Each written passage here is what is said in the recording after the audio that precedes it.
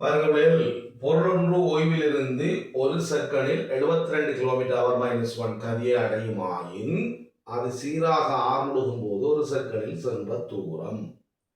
இப்ப 72 கிலோமீட்டர் அவர் -1 வேகத்தை அடைகிறதுக்கு தான் ஒரு செகண்ட் எடுக்குது. அப்ப நீங்க அந்த 72 கிலோமீட்டர் பாருங்க, 72 கிலோமீட்டர் அவர் -1 நீங்க என்ன செய்ய வேணும்? மீட்டர் செகண்ட் -1 முதல்ல மாற்றணும். அப்ப என்ன வரும் உங்களுக்கு? 72,000 கீழே 3,600 செகண்ட்.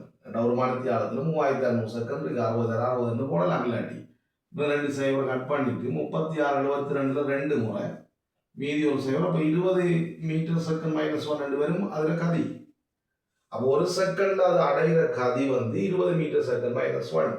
அப்போ ஆர்முடுகும் போது ஒரு செகண்ட் எவ்வளவு தூரம் சென்றுன்னு கேட்டால் நீங்க ஆர்முடுகளை காணணும்.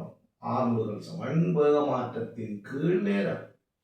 இப்போ பாருங்க, இறுதி வேகம் என்ன? 20 எடுக்கணும். ஆரம்ப வேகம் 0 ஓய்வில் இருந்து போகுது. டைம் ஒரு செகண்டுக்கு பார்க்கணும் நீங்க. அப்போ எவ்வளவு வரப்போது உங்களுக்கு? 20 மீட்டர் செகண்ட் -2 ஆர்முடுகள்.